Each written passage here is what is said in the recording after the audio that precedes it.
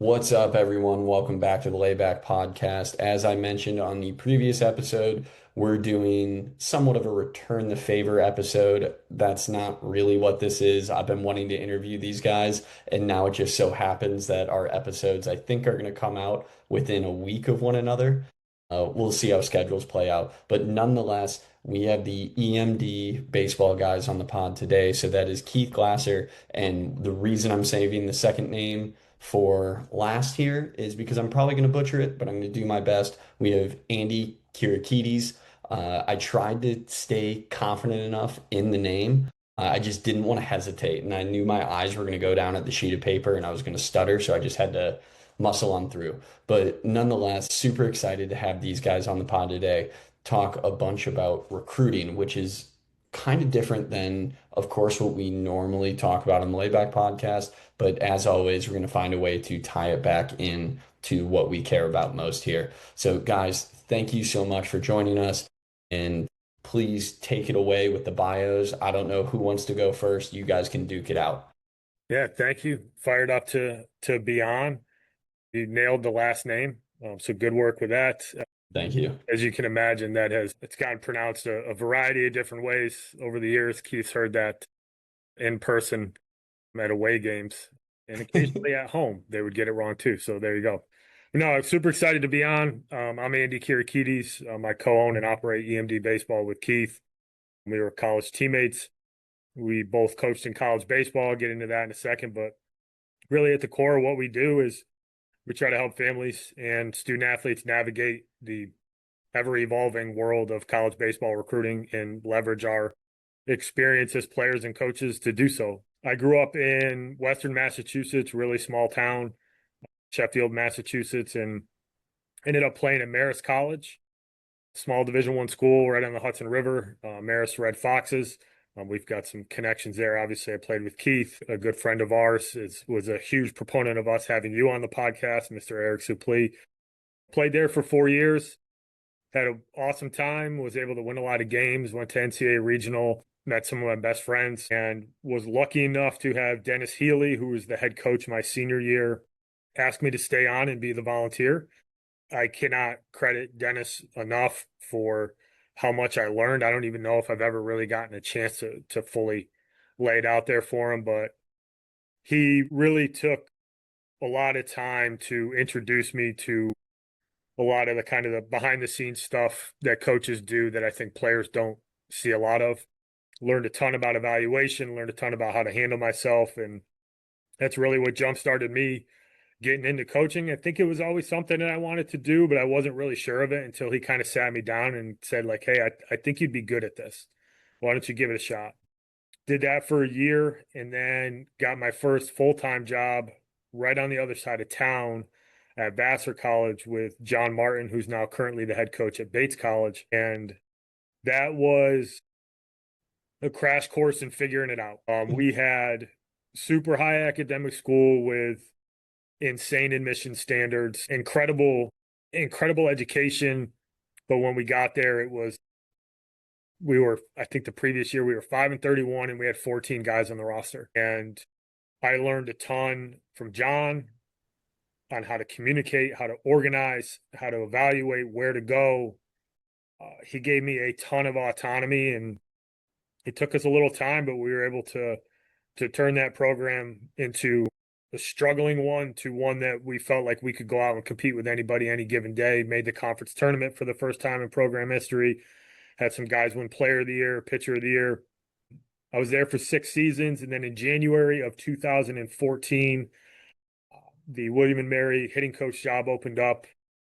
I had developed a relationship with the guys on that staff and went down there and interviewed and got that job. So I packed my truck up, drove 8.5 hours down to Virginia, slept on some couches for a couple months while I was trying to figure out where I was going to live, and dove headfirst into William and Mary. Really cool experience down there to step into kind of that upper mid-major level of college baseball. I walked into a team that had a bunch of future pros on it. Taught me a lot about why sometimes not coaching is a really good decision in terms of letting guys do what they do well. Won a lot of games there. We won a conference championship. Went to a regional final my last year there. Brian Murphy and Brian Casey, the two guys, Brian Murphy being the head guy and Brian Casey being the pitching coach, who's now the head coach at the Coast Guard Academy. Two guys that I just can't speak highly enough of, and my experience with them day in and day out. I ultimately got out of coaching, met my wife. Life takes you in a little bit of a different direction, but the game sucks you back in, and figured that all the experience that I had gained and the people that I'd come across and the relationships that I'd kind of fostered over the years, that it made a lot of sense to try to give back and try to help families do this. So that's how I got here. Thank you, Andy. I'll play a little point guard here just as we transition over to Keith. So, Keith, we'll Sure. take it. Keith Glasser, the other co-owner of EMD Baseball. I spent 16 years coaching college baseball. I started at University of West Alabama. Heels helped me get that job as well. Andy was able to stay a tad bit closer to our alma mater and where we grew up. I'm originally from upstate New York, born and bred, but I went and coached at West Alabama. It's a Division II school in the Gulf South Conference in 2008 and 9. Opened my eyes to how good baseball is all over this country. To be completely honest, my lone experience with Division II was probably not probably not the best from my what I knew about it, right? And then I went down to West Al, and we were as high as sixth in the country, and we made it to a regional that it was us and Florida Southern and Tampa and Southern Arc and who else? Nova Southeastern, Lynn. Lynn won the national championship that year. They had a future big leaguer on their team. There was a first round pick there, and I was like, this is pretty good baseball. This is not what I kind of anticipated this to be. So, for me, it opened my eyes and it humbled me, right? It was a great experience for me as a young coach to be able to do it because I was at least, not that I knew everything, but I was at least smart enough to be like, there's really good baseball being played all over this country, and just the division doesn't dictate how good you actually are. From there, I ended up at Siena College, coach of the legendary Tony Rossi, very long mentor of mine. He was the longest tenured Division I coach in Division I history, 55 years, I believe, when he retired a couple years ago. But all of those years were at Siena College. He's a legend. He's won a ton of games. He's one of the best in the business. And then from there, I ended up coaching at RPI. I spent my last 10 years of my career there. Rensselaer Polytechnic Institute. It's a Division III school in upstate New York and Troy. And for 5 years, I was an assistant coach. My last 5, I spent as the head coach. In 2022, I stepped away in the winter, right before the 23 season. My wife was fortunate enough to get the head women's lacrosse college coaching job at SUNY Brockport for that spring. And we would be coaching spring sports on opposite sides of the state with an 18-month-old, and that was not really going to work well for us. So I walked away. Andy had been in my ear about doing this with him for a little while, just because he knew what I had been dealing with for the last couple of years. So it was kind of a seamless transition. I started, doing this with him full time in 2023. So we're almost through 3 full years. Or 4 full years, 23, 24, 25, 26, 4 full years. Wow. Look at us, huh? Who would have thought? Yeah. So it's been great. I say this a lot when we do these seminar calls and podcasts and, on our podcast. I always love the recruiting side of things, right? Like I loved going out and evaluating players, and I loved meeting new families and, helping people through this process in albeit in a different way. But on this side of it, I like what we do, not only from our business standpoint, but also with our podcast and stuff. We kind of pull a veil back on a lot of things in the recruiting process. And I think that in the nature of baseball, if you're in this long enough, it's kind of a secret society in some regards. So, we can kind of pull the veil back on it and get people information that they need to kind of guide their process to where they can find ultimately the right fit to be able to play college baseball for them. We're going to start this off with possibly a harder question. We'll see how it goes. I'm hoping this is never one you guys have been asked before. You guys started this with a really solid inside scoop, tons of connections, and of course the baseball world remains close. I'm sure you guys can call at least someone who can call any school in the country if you guys yourselves can't call any school in the country. However, people kind of said something about Tony Romo. Let's forget about the DUI part in the news. So I was thinking about this even before the DUI. So everyone forget that for the nature of this question. But when he started his announcing journey, he knew every single defense, he knew every single scheme, he knew what players were trying to do, teams were trying to do, because he was fresh out of it. Have you guys had to go about your craft differently now, nearing 4 years out from coaching, as opposed to the way you ran EMD 1 and 2 years out from coaching when you guys were still kind of coaches at that point? And now I'm sure you guys more align with the consultant aspect to an extent. So, like I said, I hope you've never been asked something like that before, but that's kind of been on my mind. Yeah, no, that's a good question. I mean, I think the landscape's changed, right? Like it's not the same landscape that we played in. It's not the same landscape that we've coached in. The recruiting rules have changed. The environment has changed. The talent level has changed. A lot of, I would say, the barrier to entry broadly into that like 7 or 8% that get a chance to play NCAA baseball, Division I, II, or III. Those numbers have stayed true over the years. So it's like the same number of kids because you're dealing with roughly the same number of spots. But I think it's a little bit more difficult now to get into that 7 or 8% because kids are training more. It's more sports specific in a lot of ways. So I think you're starting to see velocities are up. Kids are running a little faster. They're in the weight room a little bit earlier, which I think forces us to really try to have a pulse on where kids fit. Right. And I think that's the thing that's most important for us is having an individualized process for families. And I think a lot of that has to do with making sure we have a really good idea where they fit, like what type of program can a kid fit in, and going out and seeing guys, constantly be in communication with coaches. I mean, we got a mutual friend, Eric Suplee, that like anything that comes up pitching wise, I go and I drill him on it because I need to be in tune with that. I need to understand TrackMan. I need to understand different throwing programs because that stuff wasn't as prevalent when we first started this, and trying to keep up with the baseball world broadly, I think is really important for us to do. I wouldn't say that how we do it has functionally changed because we try to really get to know the family and the player and really target like a true overall fit, whether it's baseball driven, academic driven, financial component of it. So I think that's all stayed the same, but staying up to speed with the rules, the changing of the landscape, where guys fit in the grand scheme of things, that's, I don't think we're ever going to be able to just kind of settle on like, we think this is where a guy fits. Like the barrier to entry's changed, and I think the talent levels changed, and just understanding where guys, how the baseball world views guys is really important.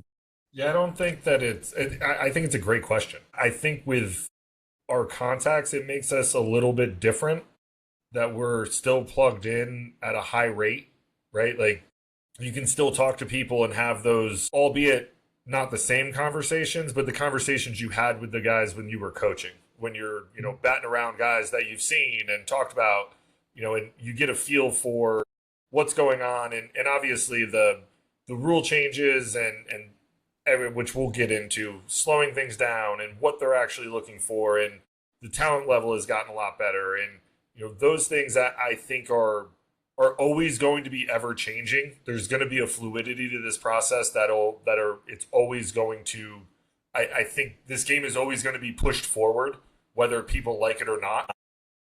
So I think being on the front edge of that and understanding TrackMan and Rapsodo and, anything that you can possibly digest to be able to help families and kids understand that process for what coaches are looking for and how certain things can play up in the recruiting process, how it can play down.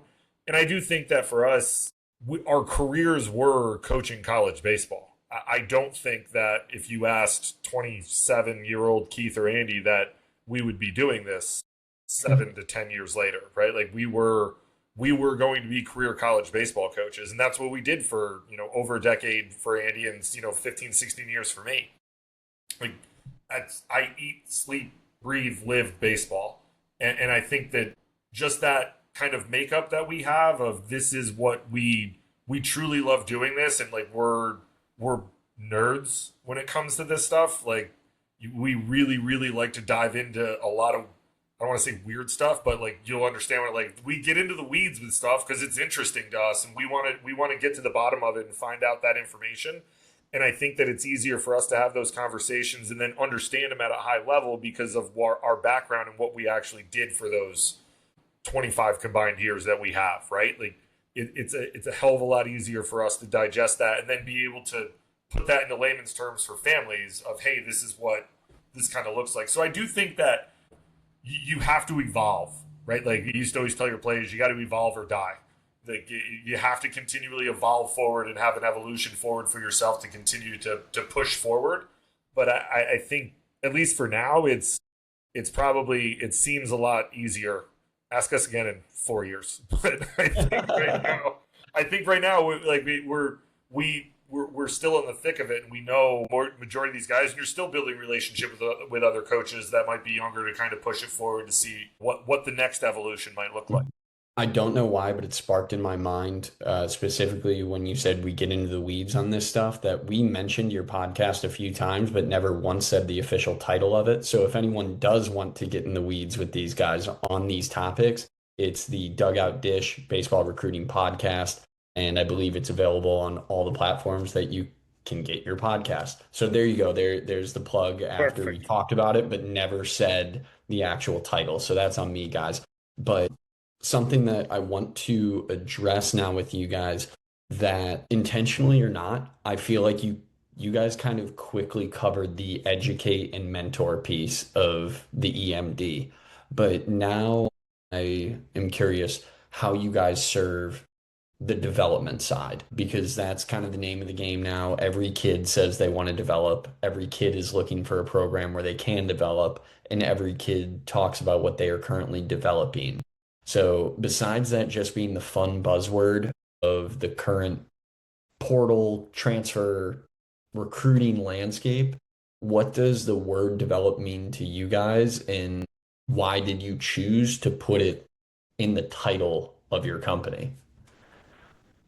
It's a great question. For me, the development part is twofold.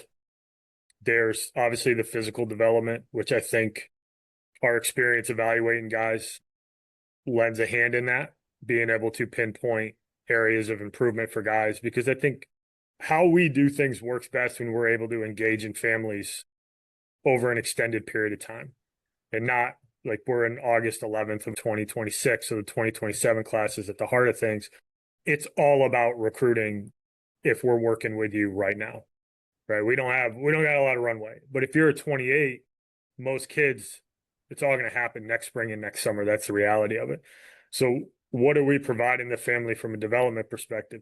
No, I'm not out throwing BP with a lot of our guys. I'm not out hitting ground balls and working on that. But what we do talk about is what are the things that we need to put in place? What are the systems we need to put in place? Who do we need to connect you with that is going to help you elevate your game and get you where you want to go?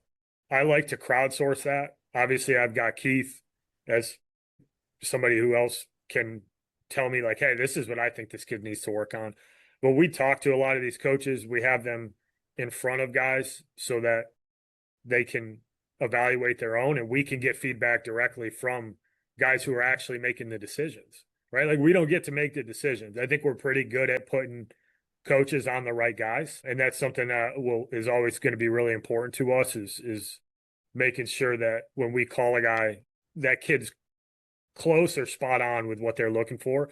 But we like to get that feedback because there are a lot of these guys, young players, it can fall on deaf ears if it's coming from mom or dad. But if a pitching coach from a specific school that they're interested in comes back and says, hey, this is what I think you need to work on. So I think development, that's one track, is making sure these guys actually can develop physically. What I have realized, and I don't even know if this was the intention of it when we started, but what I have realized over the last 5 or 6 years of doing this is a lot of the development comes on the personal side for kids. And that mentorship and that development is like merged very quickly. Working with kids to better communicate with coaches. How do you deal with adversity? The willingness to push through some stuff that might not go exactly how you want it to go. Understanding what they need to do in order to kind of achieve their goals. So I think a lot of it has come down to that mentorship and the development from a personal side is really blended into one. So that's my long-winded answer of it. But for us, like, there's more to this than just a Twitter post. And I think that fundamentally separates us from other people who do stuff like this is that is like the core of what we do, is that we want to know the kid, we want to know the family. It's about making sure that when they're done working with us, that they're more prepared to go play college baseball. Hopefully they're a little bit more mature and a little bit more ready to tackle that and take it on. So it's really important for us.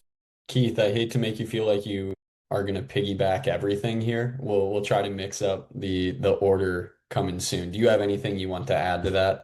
No, not particularly. I think that the development piece has definitely merged with the mentorship piece of developed not only the skill set from a skill acquisition or a gameplay standpoint, but also developing the kid to be able to handle conversations with coaches and, hearing no and being comfortable saying no. I think sometimes in this process is super pressure packed and it can be tough and it's anxiety riddled, and we try to mitigate that as best we can, but it's still going to come with its own anxiety throughout this process. And I think a lot of times people get jammed up with, I don't really know if that's the right fit for me, but they're recruiting me, so you try to make it work. And hey, man, it's okay to say no. And I think it's important. We say it in our podcast, and I'll say it here on yours. If you're a college coach and you're recruiting a class, you're not. If you're trying to bring in 8 guys, you're not just recruiting 8 guys. You're recruiting more than 8. College coaches hear no way more than they hear yes. So, understanding that basic kind of sentiment of it's okay to say no and it's okay to move on to what is your right fit, I think is a big piece for people to understand. But I echo the sentiment that I think that piece has merged into more than just the skill set and the gameplay and skill acquisition development standpoint. We're investing in the family just as much as they're investing in us. Keith, I'll kick this one right back to you, give you a chance to go first and hit lead off. How do you balance empowering a kid to speak up and kind of command the decision-making process while still being grateful for the opportunities along the way, especially kind of like the mid-tier recruits or the kids that are hoping for the chance? So as Andy educated us on earlier, the 7 to 8% who get a chance to play college baseball, the top 1%, maybe top 2%, those kids are saying no to way more people than we can count because they've been given everything for a long time.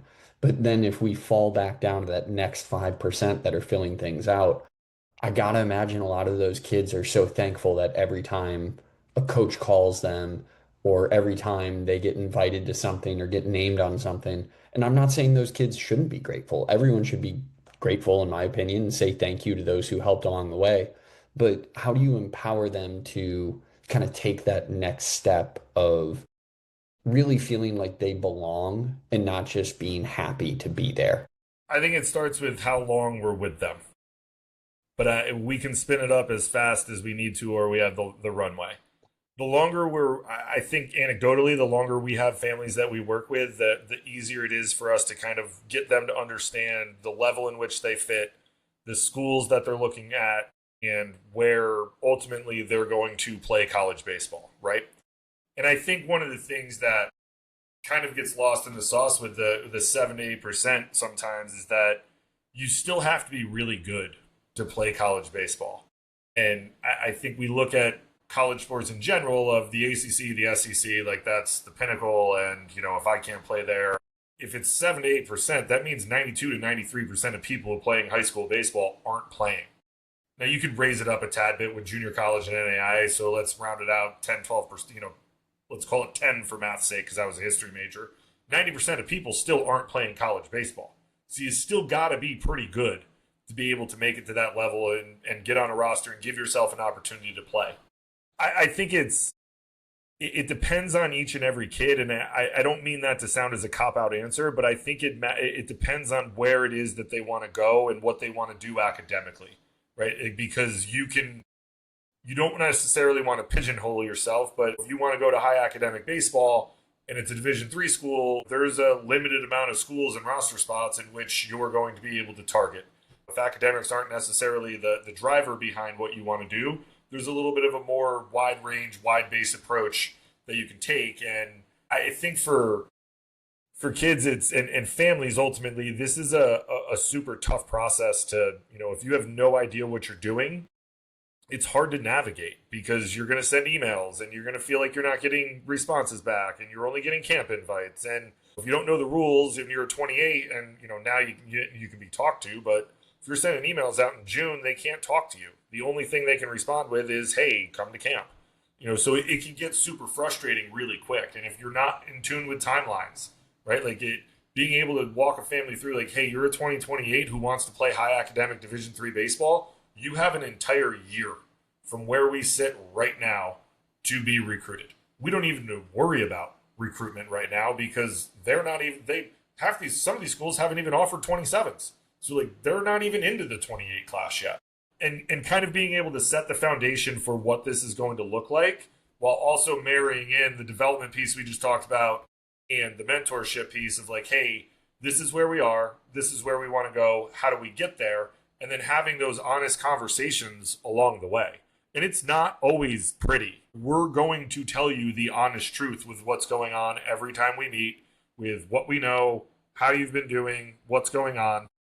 And I think being able to get kids at a younger age to embrace, I don't want to say negative, nothing negative, but constructive criticism, and being able to plot a path forward of like, "Hey, this is what we're hearing, this is what we see, this is where we can get to, but these are the steps we have to take in order to get them," right? So then it becomes a lot more, there's a plan in place for you to get to that point. And I think it empowers the kids to say, "Okay, I know that I need to get my 60 time down. I know that I need to get a little bit more velo on my fastball, or my breaking ball needs to be a little bit sharper, or I need to develop a secondary pitch because all of my secondary stuff is just meh." So whether it's a changeup or a curveball or a slider, or what am I going to do in order to elevate my stuff over the course of the off season? And it empowers them to be able to say like, "Okay, now I know what I need to do. I have a path forward." And then having those conversations it's not negative, it's a positive for them. And then you see the confidence in them when they start talking to college coaches, right? Because then it's, "Hey, this is where I was, this is what I did, I have this throwing program, I work with this pitching coach, I did this." And all of a sudden, like, and my pre-throw routine is this, and my post throw, and all this stuff. And all of a sudden these coaches are like, "Man, like, you have an actual plan, you have an idea of what you're doing." And they hear that and it's like, "Oh, okay, like now, like, I'm onto something here." And it kind of empowers them to get that confidence where they belong. Fast forward, you get, even if it's one call, right? Like you get one call, it's like, "Okay, what I did worked." So maybe it's going to be two, maybe it's three, maybe it's that only one, but it could be the only opportunity you get. And hey, they're super grateful to have that.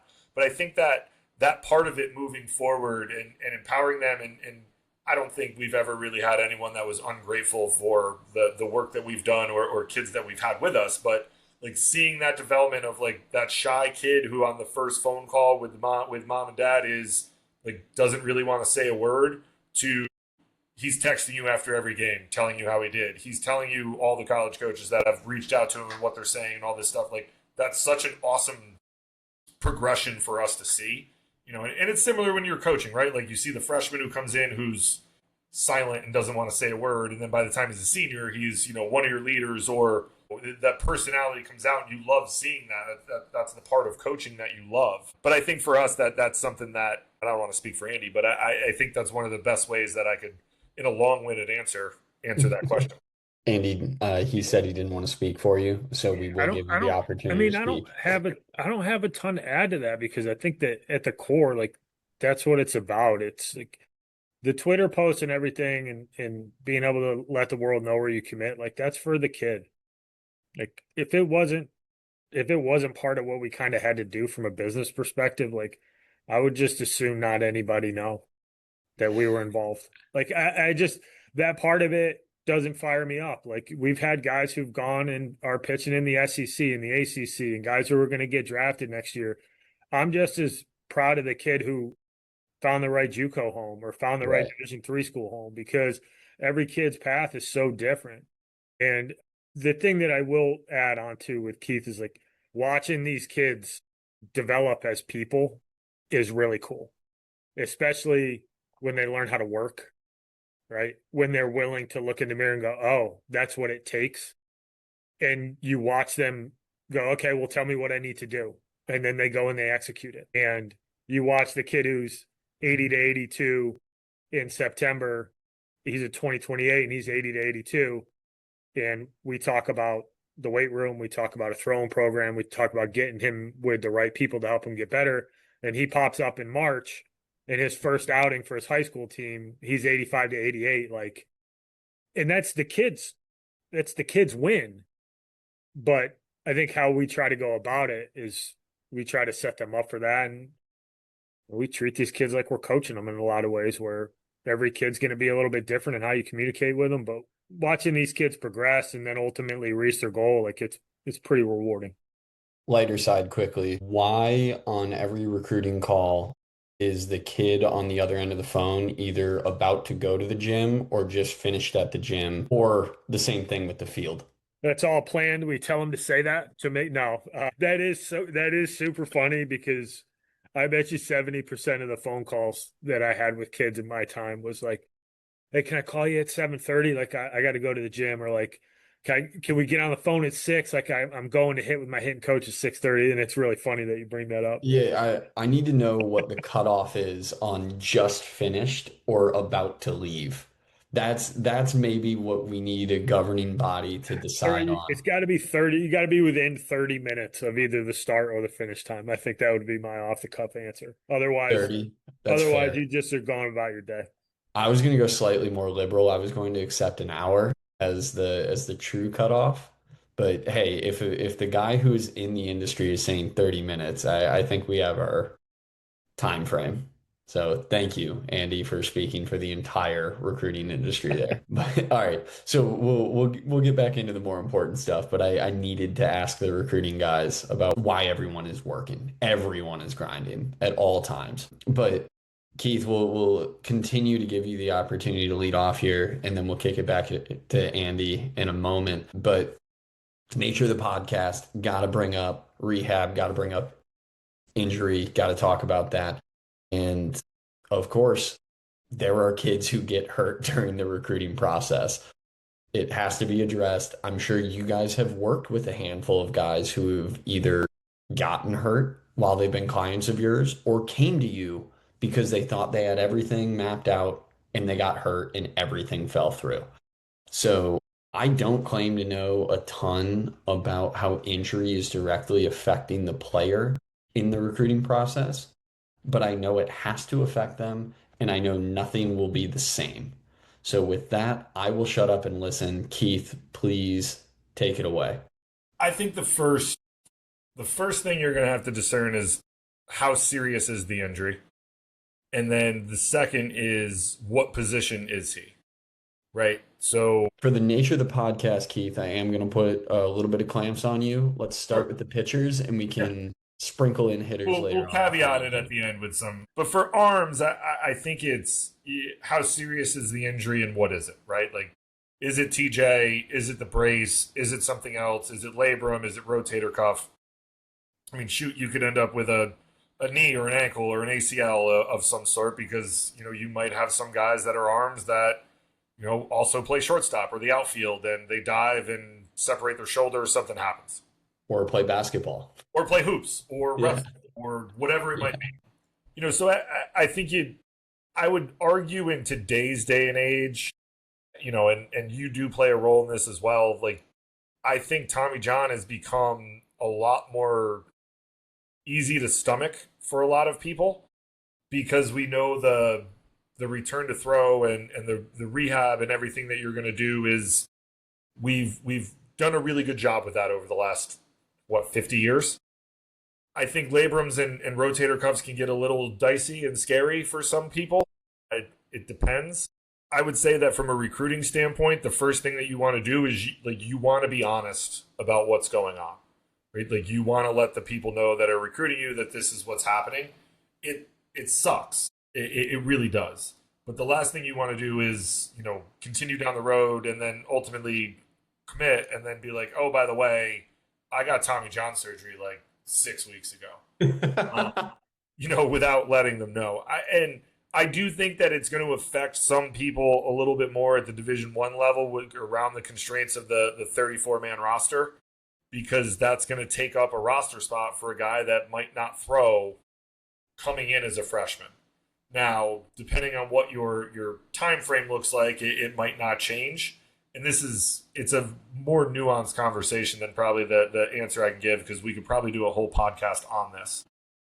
But I think that, like, how serious is it? Be honest about where you are in the process or with the people who are recruiting you, and then kind of see where the chips go from there. I think in today's day and age, it's a little bit easier if you do get hurt and, maybe you're a Division I guy and those offers fall through. Junior college is obviously a phenomenal place to be able to land. And it's probably, I hate to say this as this is not a strategy that we endorse, but you could always start at the Division II or III level and see what happens, right? Like, if you do get exponentially better, you do have that opportunity to transfer and see what happens.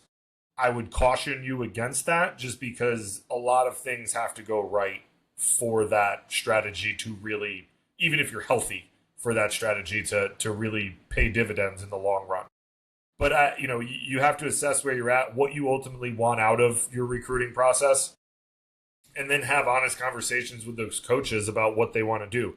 I think it's probably easier at the Division II and III level if you're injured. If they saw you and they really liked you, most of those schools, well, by NCAA rules, those schools do not have roster limits. They might have self-imposed roster limits from the school. So, they can take a chance on a guy who, hey, we really like this guy. He was really good. He got hurt, but hey, we're going to take him and see what happens. Because if he comes back and is, if he's as good as he was before he got hurt, we have a really good player that we just got that no one else really wants. I think it's going to be a tad bit more difficult at the Division I level with the roster constraints at 34, and that person would take up an entire roster spot for a year, and there are no red shirts under the new 5-for-5 eligibility rules. So you're going to take up a roster spot and not be able to redshirt, and you're going to burn a year of eligibility there. And ultimately you're going to burn a year of eligibility anywhere, so that's probably something you're just going to have to stomach unless you want to go to a junior college, come back out, and then, try to transfer out and play for 4 years somewhere. So I don't think that in the long term, I think every coach would have a different answer on this, but I would tell you that it's something that is inevitably going to happen. We've had it happen to guys, but you want to have all the information in front of you. When I talk about being honest with the coach, like, you want to sit down with your doctor, the surgeon, whoever it might be, and be like, hey, this is all the information I have. They're going to operate. It's going to be a 1 to 3 month rehab, or a 3 to 6 month, or it's a full year, whatever that might look like. And, kind of let the coaches make the decision on what they want to do.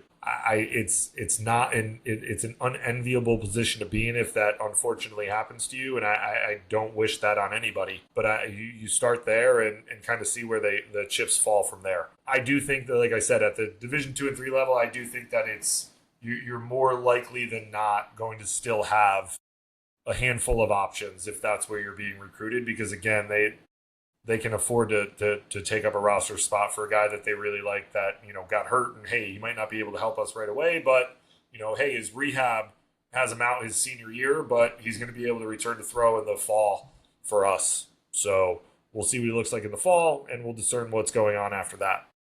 So timetables matter, the type of injury matters, and then obviously being super honest in the process and allowing coaches to kind of, make their decision on what they want to do with their roster based off of the information they have in front of them. Andy, before you hop in, I want to change the nature of the question ever so slightly. So I do want you to put your coaching hat back on, or put yourselves in the shoes of a current college coach.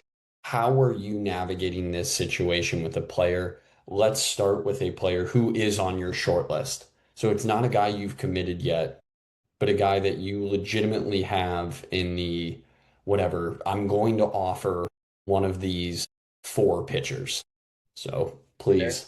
Yeah. I mean, that's a tough one. And like, if I'm going to put my coaching hat on, I think it really comes down to when it happened, like timeline wise, because I do think that that is a factor, especially at the Division I level with, is this kid going to be able to throw for me?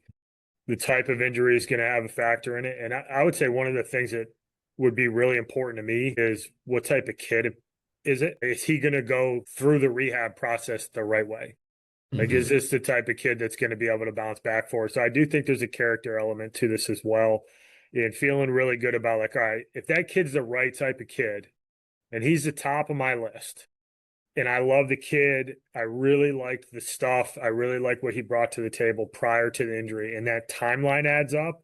I would be much more comfortable with maintaining that offer. Your offer might be a little bit lighter than it would have been before, right? And that's kind of the part of the process that I think that kind of slides under the radar sometimes is like most schools aren't fully funded. So you basically have to put a price on kids. Like, what is he Hmm. worth to me in my program? So, if that offer was going to be like a 50% offer, which is, for a non fully funded program, that's a pretty big number.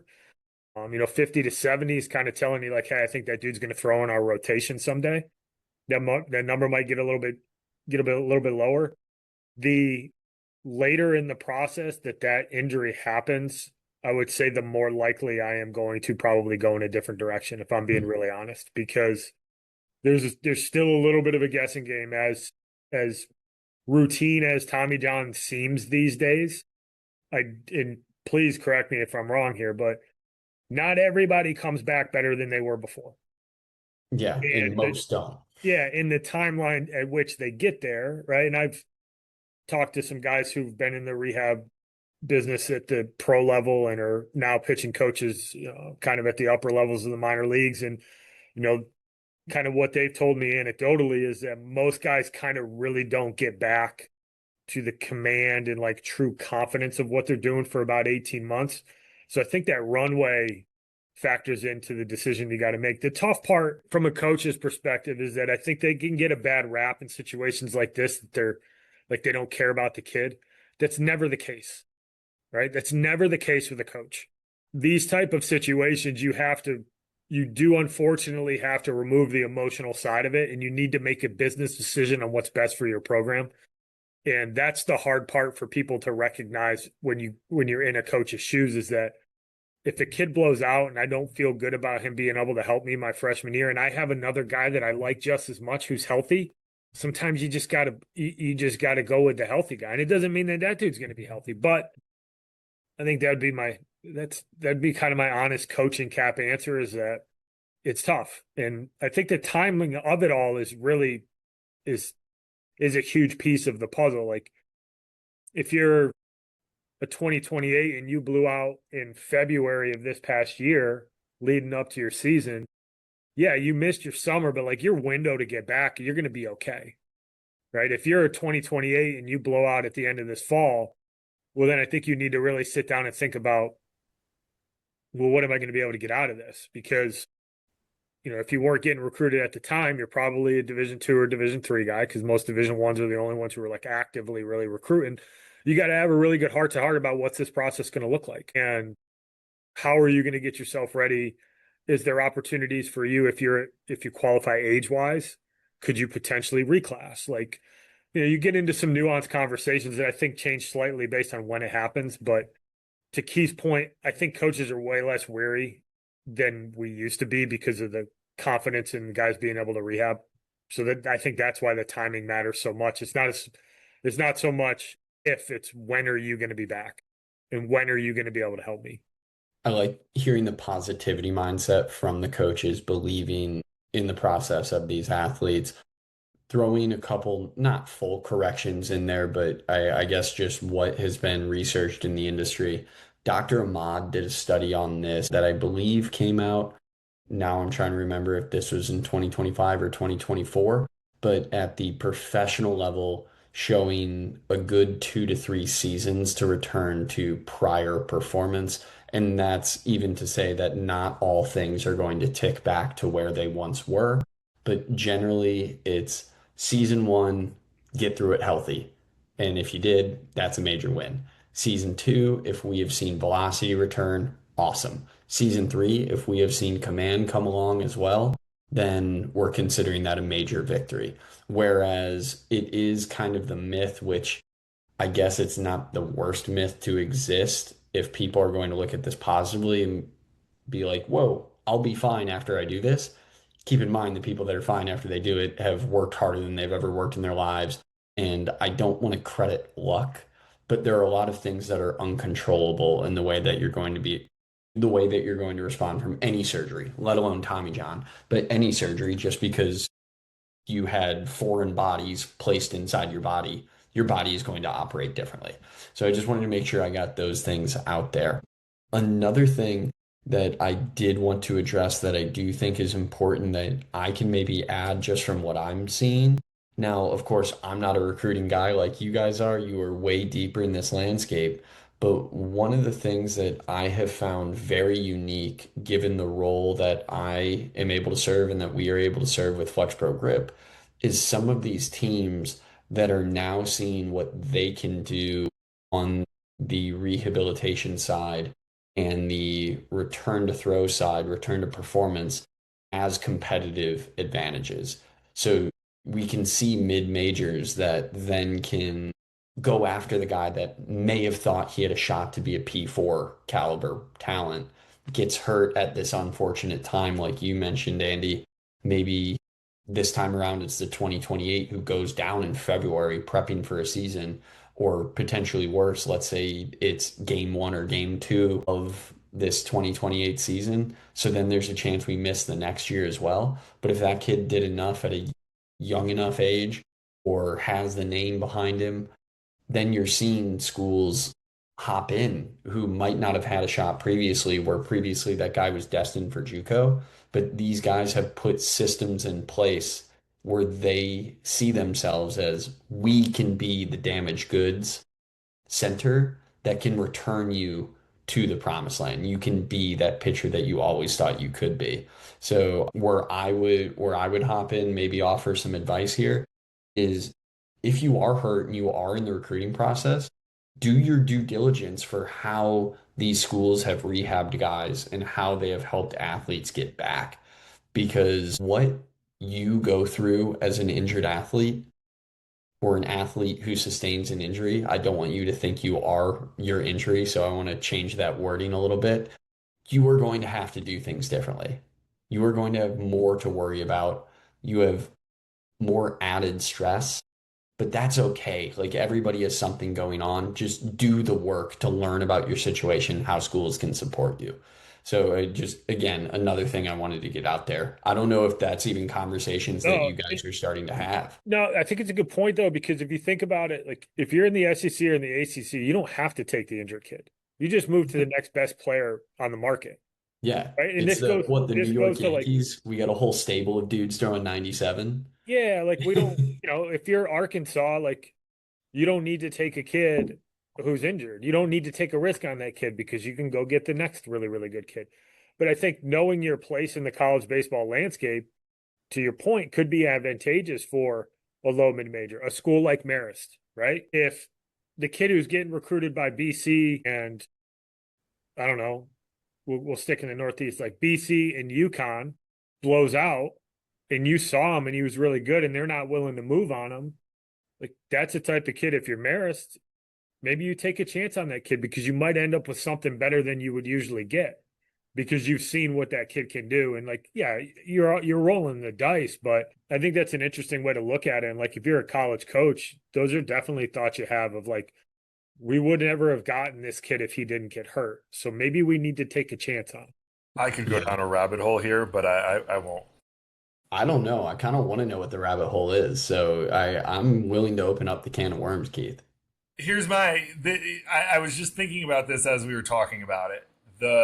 Under the new rules, your clock doesn't start until the fall semester after you turn 19. So if you do blow out or get hurt, whatever it might be, what type of gray area do we think might happen at upper levels and or in college baseball to keep guys not enrolled in school that first year to burn a year of eligibility and then enroll that fall after you turn 19? And then, Now, whether it's a PG or like, I don't know what that looks like. But as we're sitting here talking about it, I'm sitting here wondering, like, hey, if that happens now, or it happens in your senior year, is there a way that they might say, is there a way that college baseball is going to figure out some gray area to be like, well, your clock doesn't start, so why don't you take the full year and do something? I don't know. I don't know the answer to that. This is the rabbit hole that we could. No, I like it. You know what I mean? Like with the new rule under the 5 for 5 says your clock doesn't start until either your first initial full time enrollment, or you do the fall semester after you turn 19. So maybe do you go to a junior college and not be a full time student and not play and rehab and do all the things you need to do and just take some classes that might transfer in, and then enroll in a school the following year when your clock is going to start, and now you're essentially 2 years post-op, and now you have 5 years, and college coaches might be like, well, listen, the second, like to your point, Adam, like Velo's back, now it's command, like now we have command by the sophomore year if it does. Now we have sophomore, junior, senior, 5th year. We have 4 years of this kid potentially being pretty good, and almost use that non-red shirt on the front end when you were, provided the age works in your favor. I'm going to be really interested now that you bring that up, Keith, as to how, because every one of these coaches they'll find a way, manipulate, it's not the right word, but like they're going to find ways that they can take advantage of this system that we have to operate in now. Of course. If that scenario you bring up, Keith, which I think is super valid, like if you could kick that clock to start later and give him a full year without burning, get him to a facility, right? Get him back. I don't think it's, and I know that it's going to happen. More of a pitch driven podcast, but like I could see a dude who blows his ACL out, like a position guy doing, you know what I mean? Like I could see it being across the board for all positions. But I just, as we were sitting here talking about it, I was like, wow, I wonder what that looks like. And you're right. Like I always considered it when I was coaching and, you saw some stuff or like maybe you did some stuff, whatever, like operating in the gray area. Like it's not, you're not manipulating it. You're not doing anything wrong. But in this situation, like this might actually, like for those kids coming out of high school, like this might be not the most opportune thing that you have to do, but it's an option that might be far better than what it used to be, given what used to happen or what could happen if your clock started right away. There is no red shirt. You burn a year of eligibility. Like, yeah, you could go to a junior college and just not be full-time enrolled. Take 9 credits for 2 years, or for a year, excuse me, and, rehab, do all your stuff, and we'll see where we're at after that. And then we'll full-time enroll the following year, and now your clock starts. Just a quick little rabbit hole, I suppose. But that was just, like I said, that was something that I was thinking about as you guys were talking. That's a preview of the dugout dish right there. A couple episodes I've listened to. That's a new episode. That's what I've heard. Talk about. It's like, hey, this just popped in my head. Okay, go for it. And then next thing you know, your volumes start to elevate as each one of you tries to get a point in. Not only do we do a peek behind the veil of recruiting, the peek behind the veil of Andy and I coming up with topics is exactly this. We get on the phone and talk and say, all right, what do we want to talk about? And then it's just, we spitball off a couple things and it's like, okay, we have 4 episodes. There we go. Yeah, perfect. And then all of a sudden you have so much, you're releasing emergency episodes. So one of the things that I think both of you guys mentioned actually was the increase in confidence that you guys have seen over the years in guys returning from certain ailments, injuries, surgeries, what have you. Andy, you mentioned what you're hearing from your buddies in pro ball. And then I don't know if it's just experience that you guys have or what's being posted publicly. So it seems like we're gaining more comfort. But what was it specifically for you guys, or how have you gone from kind of being afraid of the deep water to free diving in the ocean with guys who are injured or might have a previous injury? I mean, you're a data guy. Data gives you comfort if the data tells you that the outcome's going to be good. And I think that, well, it's always imperfect. There's a lot of evidence to suggest that if guys get in the right system and they have the right makeup and they're willing to put in the time and the effort and go through their rehab responsibly and they're surrounded by good people, that there's certain injuries I just think give people less heartburn. ACLs is one of them for sure. From a position player perspective, like I just don't think that guys care that much about it now because of how quickly guys are able to come back and are able to kind of return to form. And I think that Tommy John's runway is a little bit different, to your point, that it takes a little bit longer to kind of get all of it back, right? The command kind of being the last piece. But I think there's enough data and enough information to suggest that it's less of a gamble now than it used to be. In that if you get him in the right system, you get him in the right place, and you got the right type of kid and are willing to kind of go through it, that on the backside of that. And I also think that it's happening a little bit more. And I think some of these coaches are more experienced with maybe going through the process. Like most coaches who are coaching college baseball have had somebody have one of these injuries that we're talking about and have to go through that process with a kid. And I think if you've had to go through it and on the backside of it, the outcome turns out that kid's able to come back and help you play, you just gain a little bit of comfort with, hey, this isn't a death sentence. It's Exposure therapy. Guys can't come back. So yeah, I think the other thing too, and Andy, you mentioned it, knowing the kid and whether or not they can handle it, whether it's in the recruiting process or us or a kid who's on your team. I think coaches too, like not only from the exposure standpoint of it, but you also have a caveat to the injury of the fact of like, I know he's not a professional athlete, right? And I mean this in the nicest way possible, just and really in the context of what we're talking about of when, if a professional, if a big leaguer needs Tommy John, his whole sole purpose for the next 12 to 18 months is to get himself rehabbed and back to throwing so that he can continue to collect a paycheck and get back to the big leagues.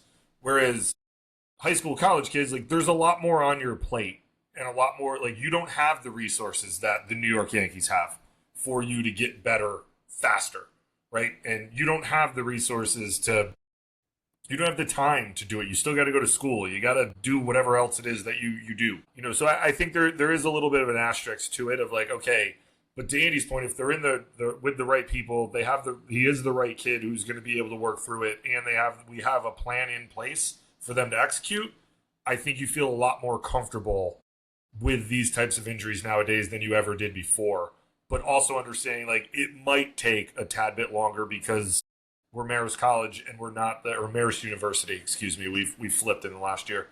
Upgraded. And we're not the New York Yankees. Like we don't have the resources they have to get Garrett Cole better in a year or so. But yeah, I that's the only add-on I would make to that statement. As you started to dive into a little bit of the wormhole, not even rabbit hole, but wormhole that gets created with all the new NCAA rulings, we're going to see guys with newfound eligibility, guys with eligibility they thought they once had. You guys are having to operate in this every day, and I assume you are just as surprised as everyone else, but you have the beauty of trying to understand the surprising information and then give it to your clientele in a digestible manner. So I don't envy the seats that you guys are having to sit in during the trying times of today in the college baseball recruiting world. But what can you share with us on where we actually stand? As crazy as it sounds, we are recording this on Tuesday, August 11th at 9:31 p.m. Eastern. We could wake up tomorrow with a completely different landscape. So as of this recording, what do we actually know and what are the myths? yeah. So the most recent and I guess relevant topic with the rule changes that's come is this 5-for-5 stuff, right? And they've changed what eligibility is. It used to be you had 5 years to do 4. You could get a redshirt year, and there was also a bunch of different hoops you could jump through to get other types of waiver, hardship waivers, gray shirts, different stuff like that. So like this runway that kids had could be long, right? And when you stack that with the COVID years, you're getting 25 and 26-year-olds playing, and that's not even being hyperbolic. Like you're getting 25 and 26-year-olds who are competing across collegiate athletics, not just baseball. The new rule is essentially just an age-based eligibility model where you get 5 years to complete five. There's no red shirts. There's basically only three waivers. So you have a religious waiver, which I believe is more targeted towards the Mormon religion and they're doing missions. You have a military waiver, and then you have a maternity leave waiver, right, for the women. So that's the only way you could actually get some extra years. So you get 5 for 5.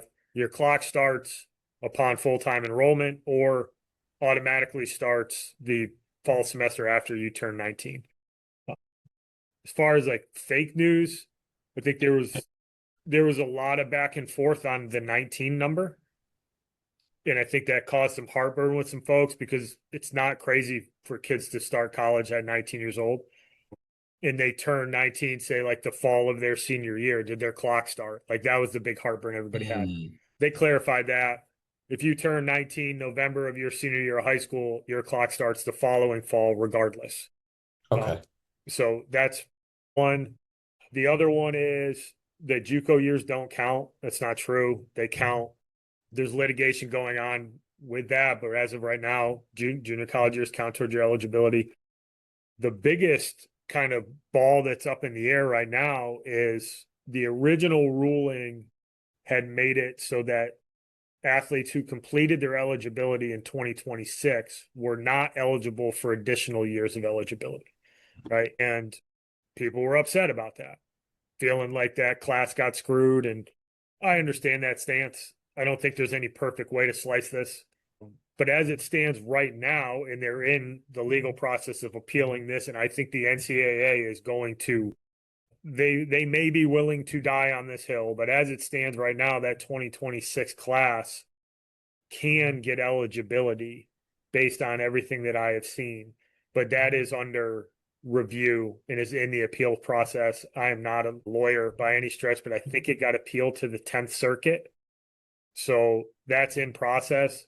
Whether that's going to change here in the next couple of weeks, like the timing's miserable because you've got athletes who, if you're playing football or soccer or a fall sport, like you're already on campus. For baseball, this 2026 recruiting class who's stepping on campus this fall, those high school kids could get impacted by this if all of a sudden a bunch of guys are eligible for a fifth year and these guys have to make some business decisions. But we'll see what happens there legally. It seems like the NCAA, who previously had kind of been okay with losing some court battles, it sounds like they're going to run this one down to the wire and they're not willing to budge on it. But who knows? Like we've had some major changes in the last couple of years, and this is just the newest one.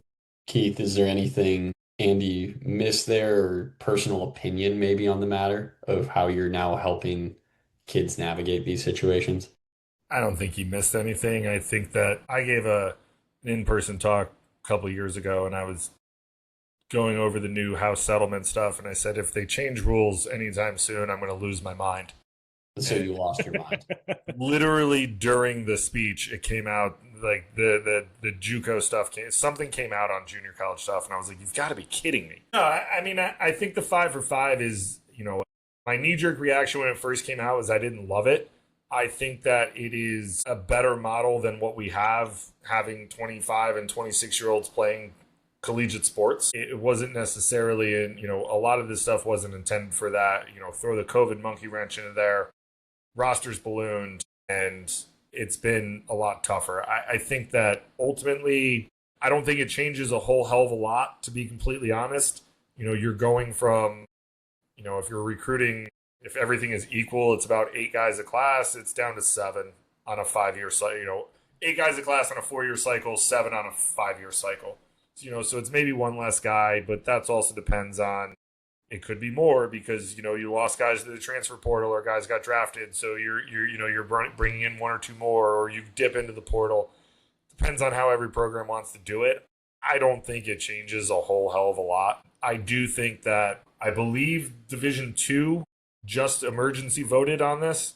Yeah. And they are going to move to the 5 for 5 model. My tinfoil hat conspiracy theory when this came out was that all 3 divisions would move to this eventually because there was no language in the initial press release and how it was written that it was, while it was only for Division 1, there was no language that said if you transferred up or down, you lost or gained eligibility.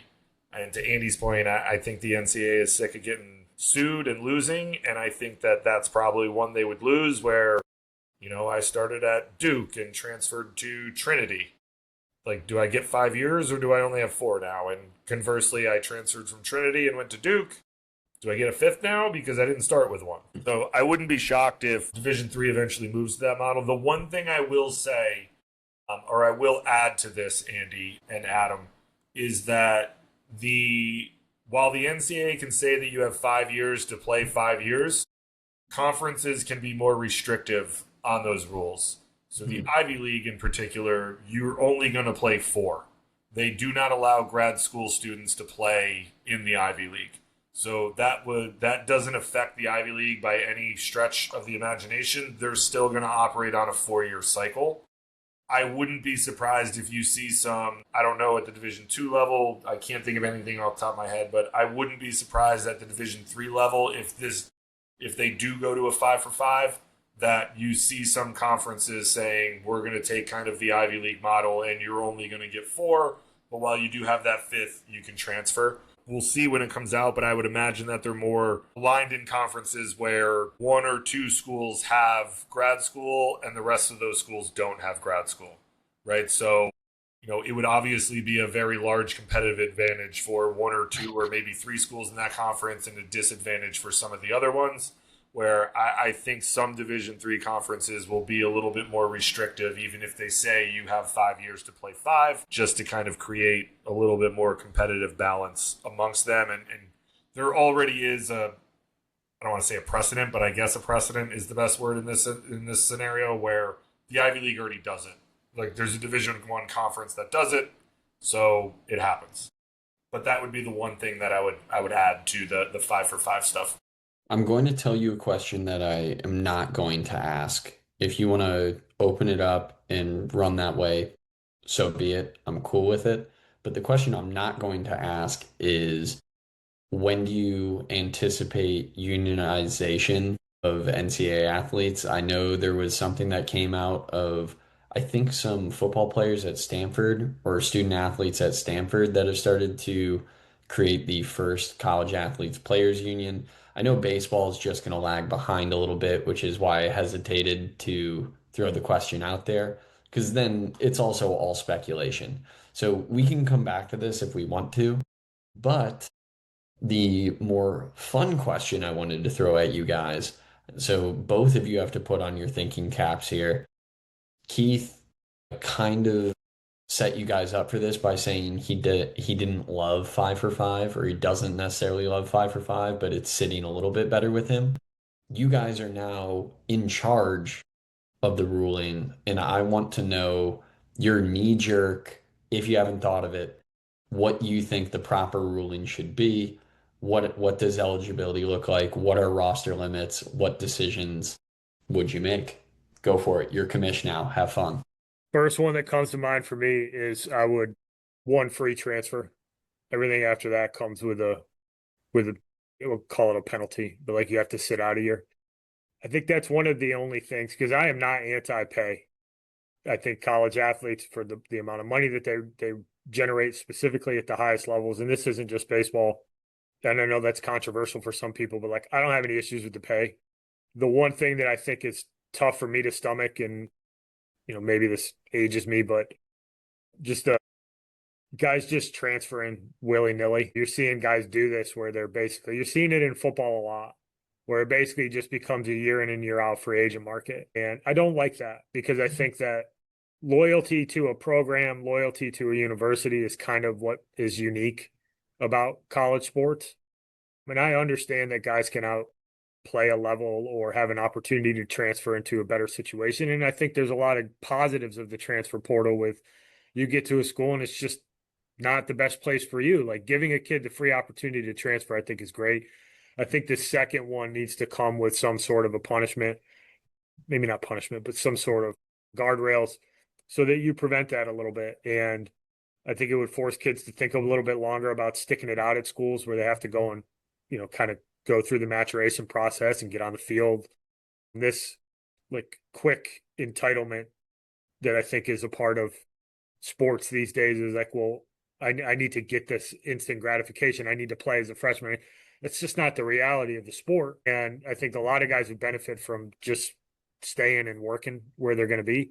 So that would be my first one. I won't go to my other ones because I don't want to take any of the keys, but that would be my number one is to put a guardrail on how many times you can transfer. Quick questions from the press just to clarify before we do turn it over to Keith.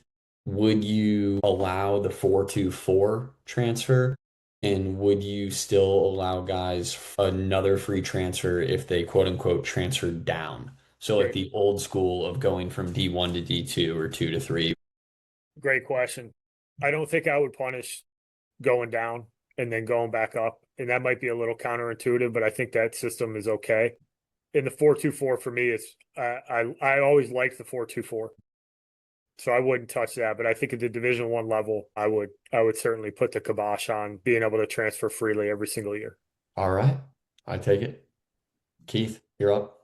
You had more time to think. We've had this conversation many a time, so we know each other's answers. My other one, the one I would add is I think a better way of doing the roster limit stuff is to allow 38 I'd go as high as 40. I don't know how many people want to, but I think 38 is a fair number.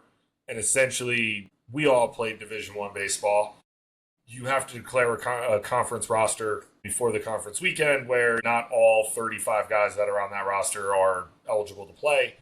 I think that being able to have 4 guys that you could more or less, there's going to be more than that, but guys, say your Friday night guy goes down week 2, right? And now you're down an arm. You have one of the guys that isn't traveling that you can now put not into your rotation, but now you have another arm that you can backload into your bullpen that you can throw to get innings and get experience. Maybe not as fast as you wanted to, but I think from an overall health standpoint, I think something like that would be nice. That gives coaches the option to say, like, hey, we can take this guy. He's a year away, and he's going to be good for 4 years for us. If we have to use him as a freshman, it's not going to hurt us, but, it's kind of one of those emergency situations. But I think being able to do something like that, whether it's positionally or more so on the bump side of it, where, hey, you're going to get some guys that might have season-ending injuries or they're going to be out for 7 weeks. We have a guy that we can bring back.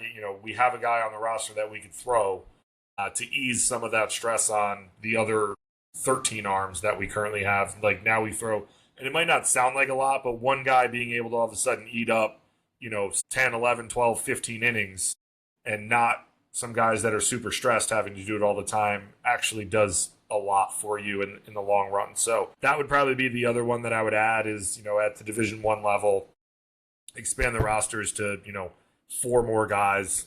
But you have to declare before every week, like, hey, these are the 34 guys that are on our roster that are eligible to play. And if you're ineligible, like that guy can't go down Friday night and you throw him, he throws on Saturday. Like he's done for the weekend. He can come back next week type thing. But, I think it's something from an overall safety standpoint. I think it would be something that I would like to see and I would implement as the commissioner of college baseball. I would also implement, and now that we're on the topic, just very briefly, I would also implement, because I get on this soapbox on our podcast, I would also implement the fact that Division III coaches are able to have individual time to develop their student athletes over the course of the year. Because under current rules, you can't do that.